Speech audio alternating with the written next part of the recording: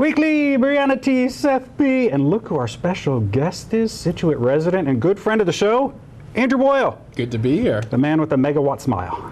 Trying. That was nice. I know, look at that. Hey, if you don't know, this guy's everywhere. We got lots to talk to you about. We got the dog park, we got that, we got the master plan meeting. He's had a little involvement with the water situations going on now around town. He likes to talk too. You're not going to get into trouble, are you? I'm going to try not to. We'll see. We'll see. Here we go. All right, so you've watched the show. You know how this works. We're going to do some headlines. It's all about those selectmen. Selectmen, thank you for covering that meeting. I told you to bring homework. It was going to be, I said 4 hours. 5.5 hours. 5.5 hours. They didn't even finish. They did not even finish.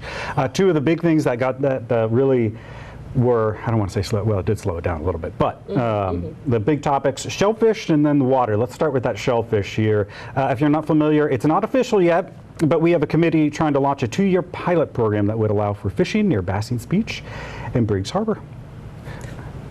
Never mind. Isn't that Cohasset? It's, yeah, so this is tricky, right? It's actually Scituate's, I believe, and it's never been utilized. So they're trying to get it. But you have to land in Cohasset to do it. It's complex. I don't know. Complex. I was there for 5.5 hours. Yes, so. you were. Yes, you were. But I might have missed it during I that. could have missed something. There was another one that I had to do, the 4.5 hours, where they went line by line by line by line on that 30-plus page document. Look, it's important stuff. You got to do it. But I mean, when they're talking like commas and period, I was just, perfect. At any rate, if you're wondering, it's just a pilot program because they're concerned just about staffing, and this does require a lot of people to work, and they want to make sure that they're able to pull it off. So not official yet. A lot of more meetings to go. Okay. Let's get to this. Let's just get to the big ones. WADA. We got citizens petitions that are coming to town meeting. By the way, if you don't know when town meeting is. Nope, I don't. Andrew? November? Andrew? I'm blank on it as well. November 5th. November 5th, 7 p.m. Wow, a month from today? It is. Or like today's 5th? It's a coming. It's a coming. I haven't even got my tickets yet. I gotta secure gotta scalp my tickets. Gotta get the It's seats. going to be big, and here's why. 2 citizens petitions on a water moratorium and a water commission. All right, let's start with the water moratorium. Okay, so this is a citizen petition.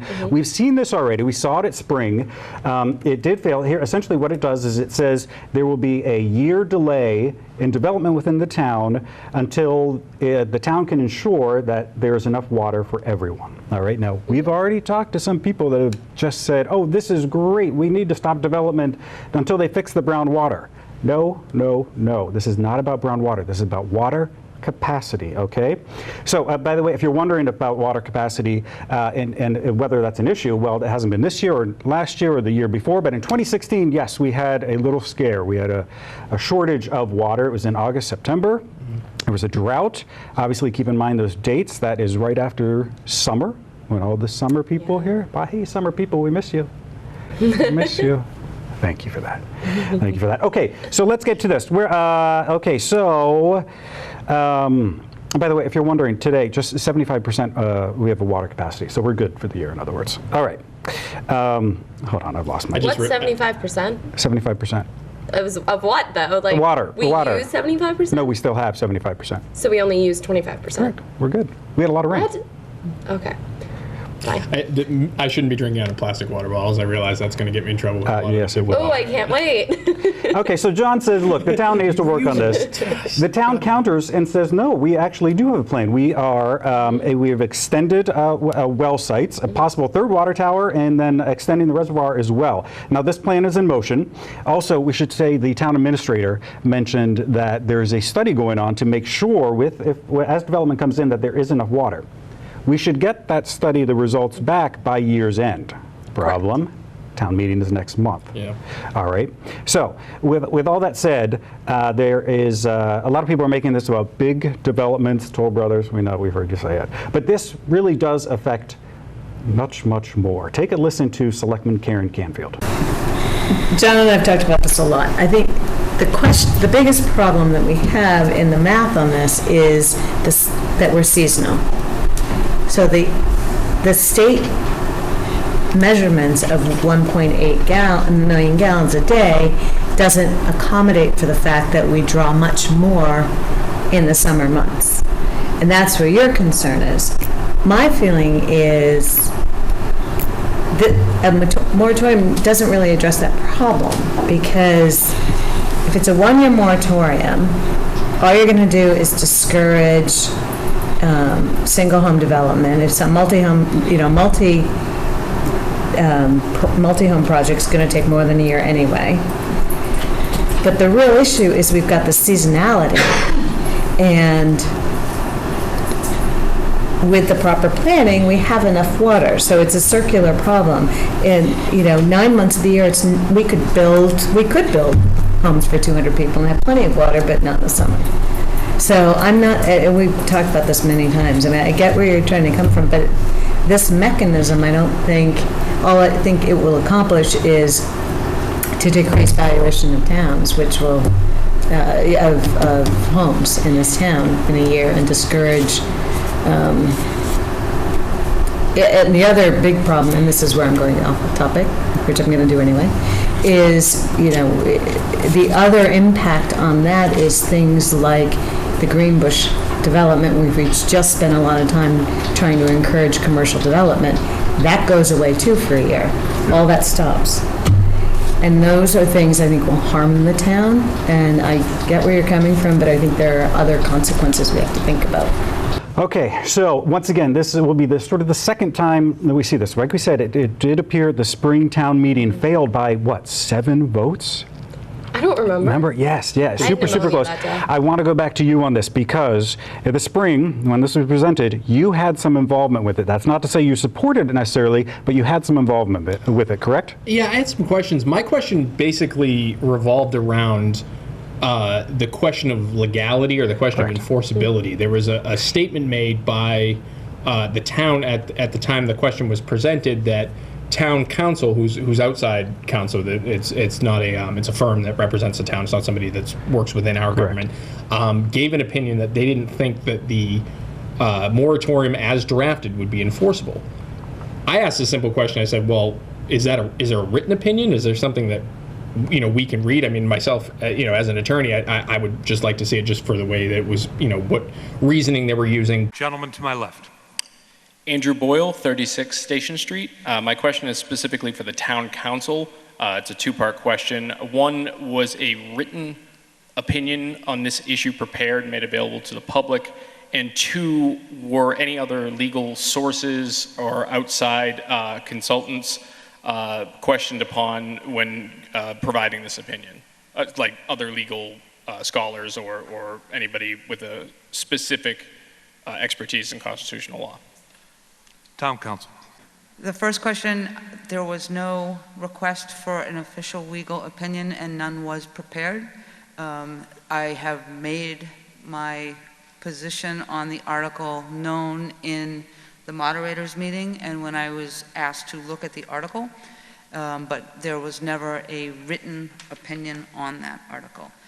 That concerned me initially. The other thing that sort of concerned me on a more general level, and the thing that drew me to this issue in particular was, I feel there's a lack of leadership on the water issue in general, whether it's brown water, whether it's water capacity. It feels like a lot of different people pulling in a lot of different directions, which doesn't really work. I feel as though if we're talking about why an idea is a good idea or a bad idea, that's a fine conversation to have. Debating the merits of what this is doing is fine. But if it's gotten to a level where people, where the citizenry is coming out and saying, we need to do something about this, we're drafting our own citizens' petitions for this, that means that the idea that has been put forth by the legislative body is either not working, has bad perception, isn't being communicated directly, or just has a lack of overall vision that people are buying into. So let's talk about that, because this leads right to the other petition that you will see at town meeting. This is for a new water commission. This too comes from John. He wants, now, by the way, we should mention he is on the Water Resource Authority Board, okay? Now this idea behind this is very straightforward. Almost exactly where we're going. There is this commission that focuses directly on water woes here in town. So how would that all work? Take a look between the exchange between Chair Tony Vignani and John himself. I'm sure that there would be issues that needed to be addressed in terms of the details of running the business, of running the town. There's no question, it's a change. Anytime you make a change, you're gonna have things that need to be resolved as you go through that change. Have you thought those out? So do you have a plan? So on, when they hire water commissioners or elect water commissioners in May, that there's some plan that goes in place, and who does this, and who charges this, and who has, I mean, is there, do you have more of it than, because you said at the advisory committee, this is kind of, you know, again, I use the word shock, but you just want to jolt the town into thinking, into knowing that water is a problem and we got to pay attention to it, is what you said. And that's good, right? We're all aware of it, and we're all working hard on it, but that's what these two articles are for, to kind of get the town to pay attention to a water problem that you don't think they're aware of, or that you don't think is being addressed, is what the conversation was. So this is very reminiscent of the spring too, when a lot of people were in support of his idea, but they said it's just not fully thought out. Yeah, anytime you have, it's very difficult to bring a fully developed idea to the table when you're talking about these types of things, whether it's on a state level. I've worked on a lot of state ballot question initiatives, or on a local level. You don't always anticipate all the different changes and things. But again, I don't feel as though, the takeaway from this should be the sentiment that we need to address this problem. And if somebody brings an idea like this, we should be working to say, instead of saying, well, you know, have you done all your homework? Have you done everything for us? Maybe we look at this and say, you know what? We understand your frustration. We think that it's not without merit. We think, yes, some development is drawing down on water resources, and that is a problem. We need to discuss how to intelligently develop going forward. Sure. But to just say to somebody like, you know, well, you know, you've got an idea, we don't think it's great, you probably haven't thought it out, you know, let's just put it up for a vote, and we'll tell people it's a bad idea, and you'll tell people it's a good idea, and we'll sort of hash it out in the you know, the floor of the town meeting. I think there could be more done in terms of consensus building and trying to bring people into a tent rather than just to say, well, that doesn't work. So make sure you go watch that entire meeting if you have 5.5 hours to kill. But there is information you need to know before you vote. Make sure you're informed. By the way, I forgot to mention, as we were talking to the chair, Vignani, he is up for re-election next year, along with Vice Chair Sean Harris. We don't necessarily know if they're going to run or not. We're going to find that out soon enough. Andrew, let's go there. Brianna and I have spotted this for the meeting when you were all tweeting. Selectman candidate 2020, yes or no? I will be totally honest with you. I don't have any announcements to make on the show right now. I would love to be able to say definitively one way or another. Unfortunately, that's not the way my life is going at the moment. That doesn't mean no. I have never said a hard no, because I've always, and this happened last year too, when in the run-up to last year, some people had asked me the same question, and my opinion was, if there's a void in leadership, if there's an opening where I feel as though there's not a qualified candidate that's going to step into the breach and say, you know, I have the right stuff to lead this town and to be a true representative of the community, I think it would be irresponsible to say, under no circumstances would I ever run. Okay, so look, whether or not this Andrew runs, doesn't matter. He's already doing a ton around town, including being on the master plan committee. It's a committee, right? Yeah, it's an advisory committee. It was put together by Brad Washburn. Brad Washburn. Tell us about, what is the master plan for people that don't know?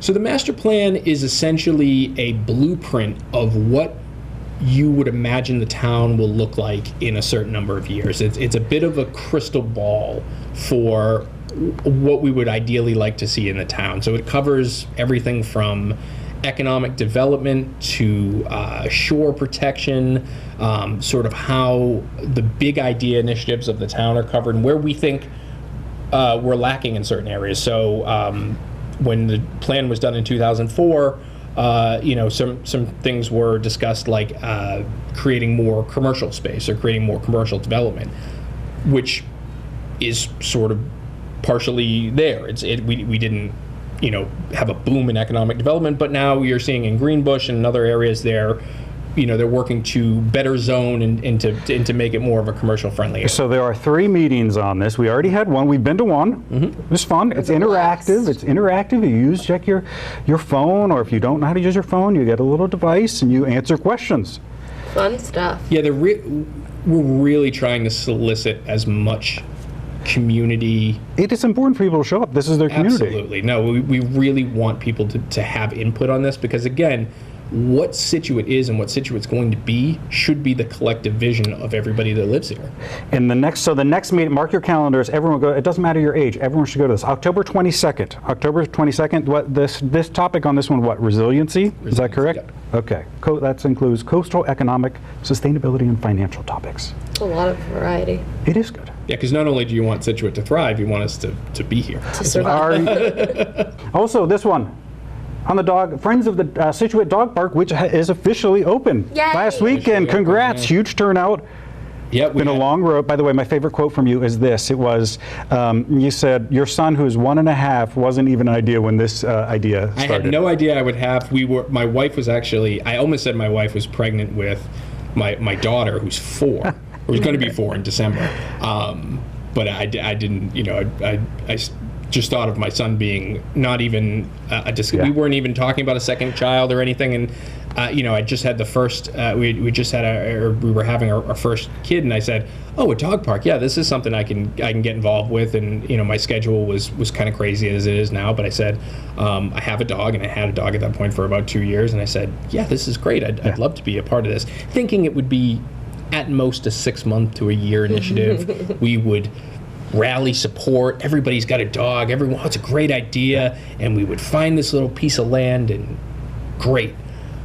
Like most municipal projects, it went a lot of different directions. Everybody was very helpful and supportive. So good things come to those who wait. By the way, so there's one park now. There will be another one built down the road, right? Yeah. So we're still fundraising. It's not an ending. It's a beginning. Where this park is.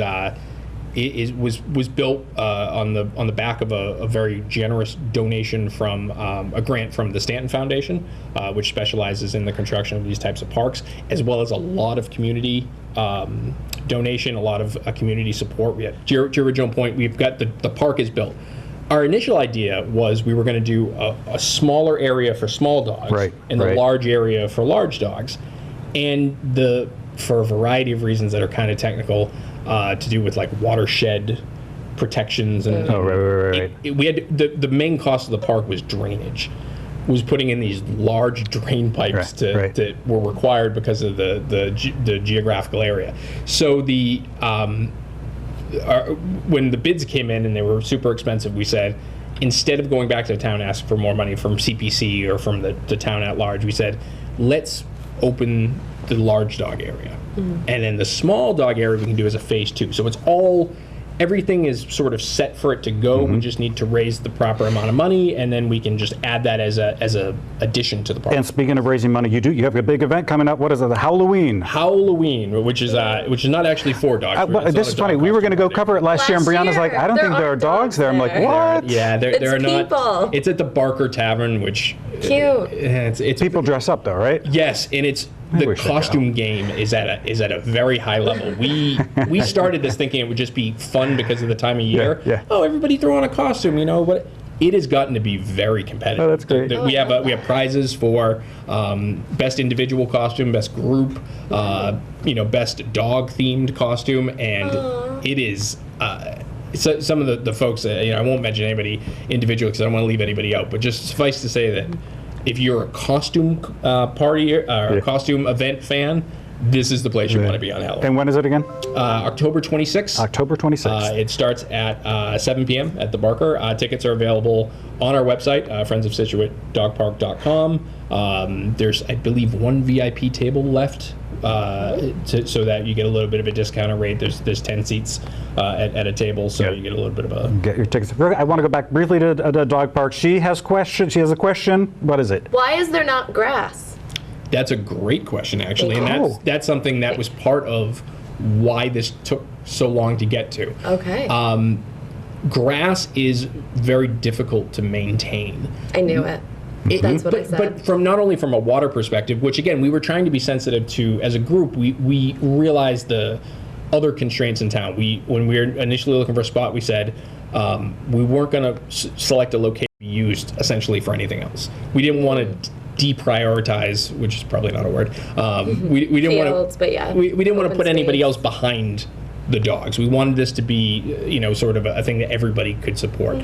When we started looking at that, it was the other areas were basically going to be either we had to clear cut a lot of forest and plant grass, which was going to be environmentally Dramatic. devastating. Yeah, it would not be good for a lot of different reasons, and it also wouldn't be cost effective either. It wasn't.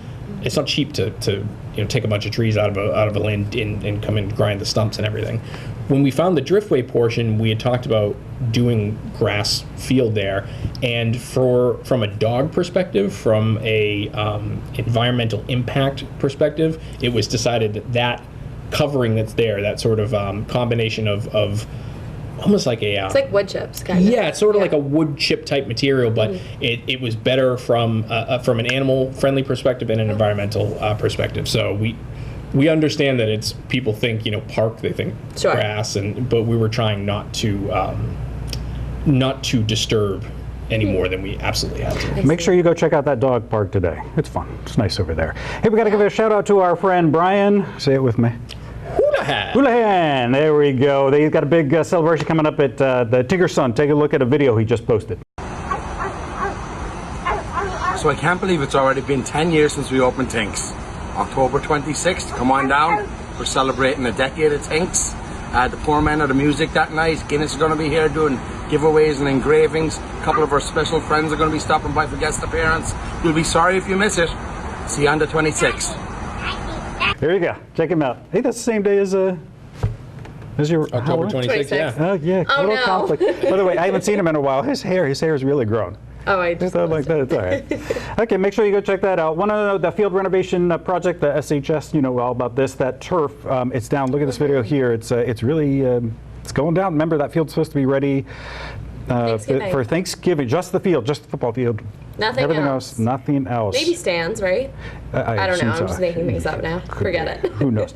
Hey, speaking of the athletics in the stage, there's a Facebook page called Scituate Sailors. Now, a lot of people go on there, they look at this, and you think it is a public page. Or like at least town. A fan sponsored, page, yeah. right? Because 90% of it are about the athletes and the pictures of them and their games, but every now and then they slip in a little political commentary that sets people off.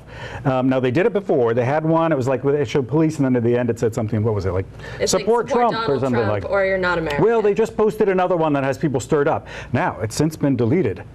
Guess who got screenshots of him before they deleted it, though? He hasn't seen it yet, so Brianna, what do we have? And let's get his thoughts. Okay, so Seth, I commend you for being so quick to notice this. I knew it was But gonna be taken down. the Scituate Sailors Facebook page posted this meme, I guess you'd say.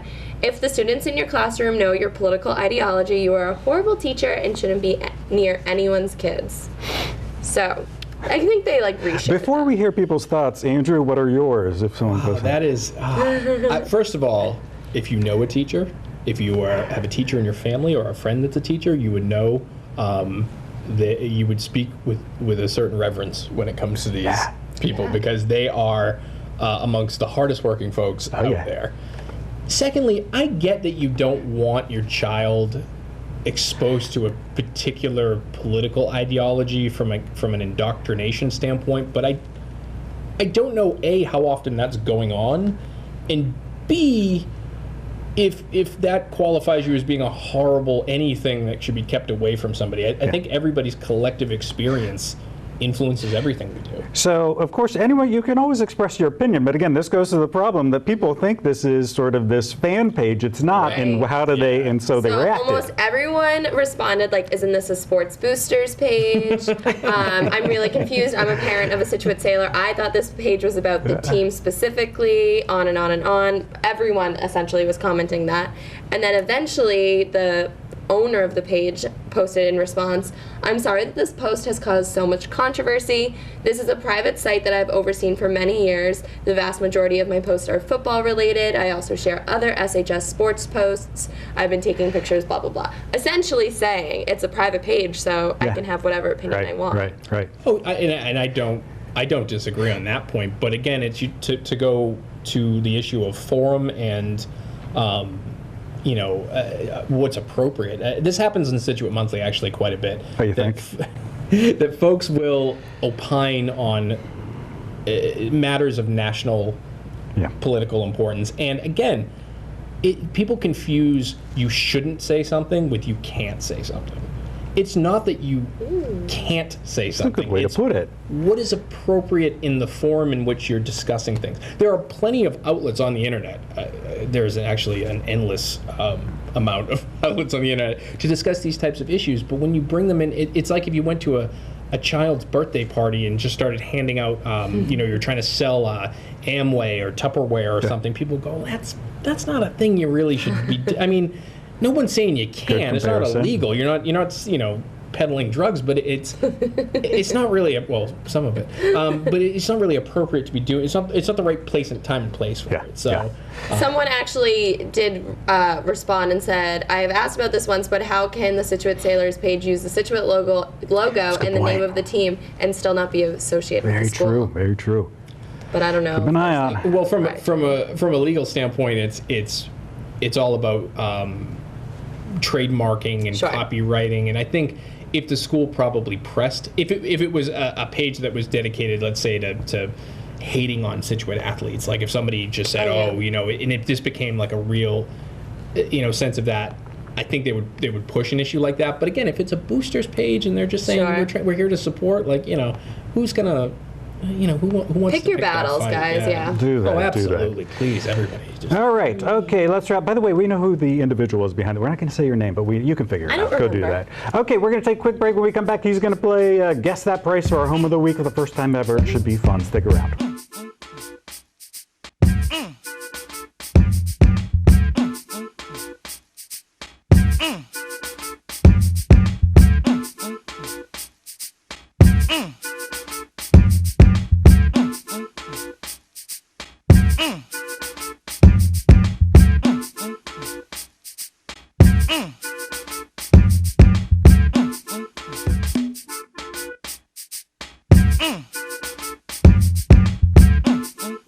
Welcome back to Weekly with Brianna T, Andrew B, Seth P. Like the little ring. I love that. Andrew Boyle. We got to rush through this. We got to get him out of here. He's got a birthday party. By the way, we didn't talk about your family, man. I am, yeah. I am. My family is the wife, the end all be all of my existence. Yeah, Catherine, my great wife Catherine, who grew up in Scituate. My daughter Kennedy, and my son William. How'd you meet the wife? It's really funny. We met online, but it wasn't one of those online stories where. Are you a millennial? Oh, I'm 38, so probably by some definitions, but God, I try not to. I try to. Whoa!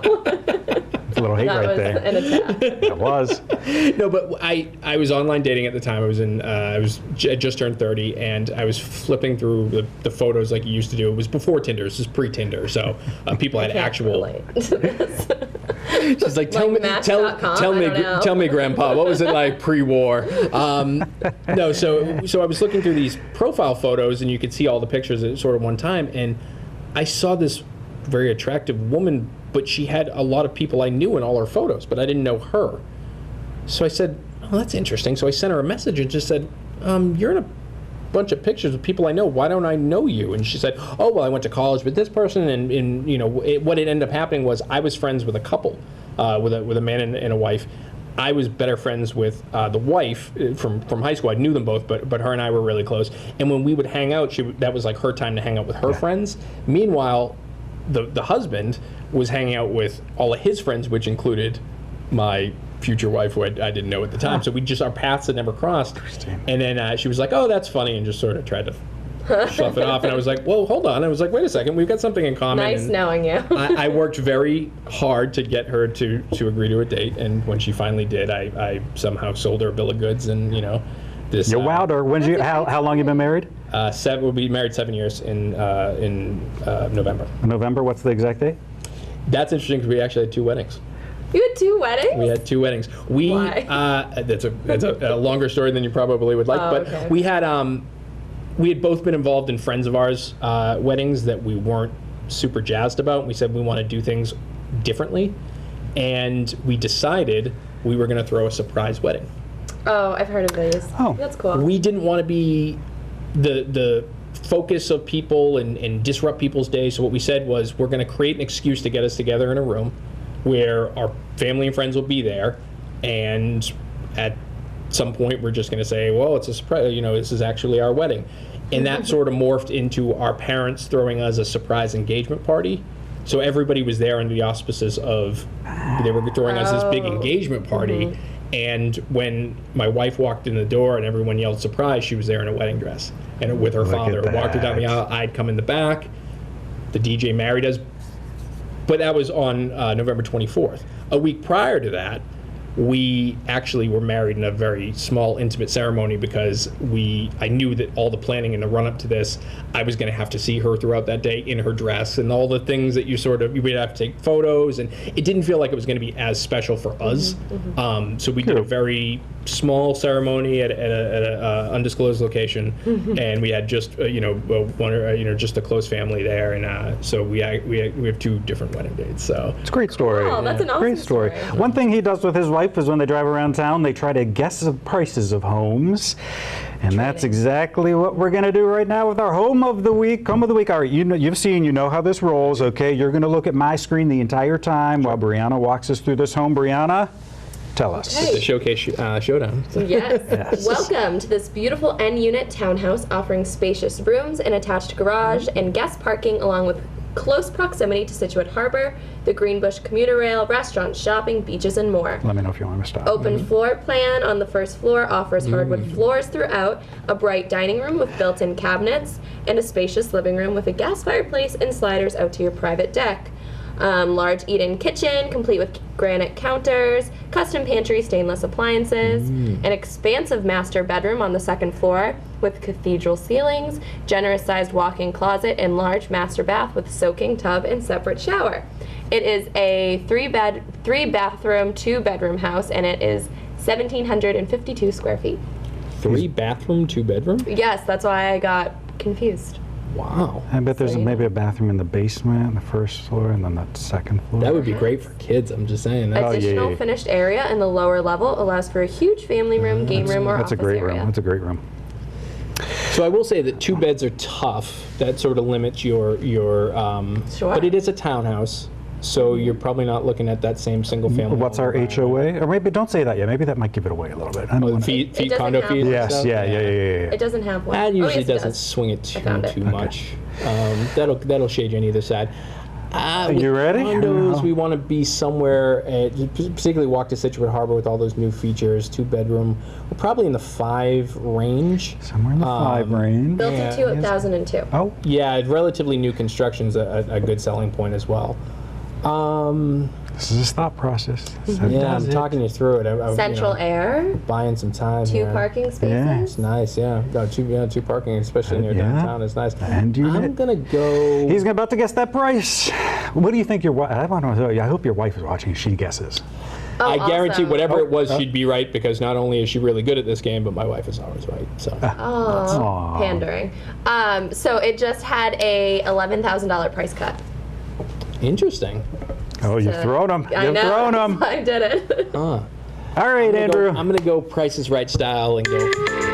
Hey, Oh, look no. at my cell phone. See, It is actually my Is that wife the calling. birthday? That was Oh. my wife calling. Oh, wait, no, maybe 'cause you it's should get her on the 10-4. phone I and was give gonna her say, hold the on, thing. hold on. Tell her, Stressed tell her to out. go. Tell her to get on Zillow. We but no, might she'll need see to, the we might price. need to She'll see the phone a price. friend. No. I'll, Okay, we'll let her go. She's probably wondering where you are. I know. What I if know. she's like, why are you not Why aren't you here? at the And I'm birthday like, party? You have to guess All right.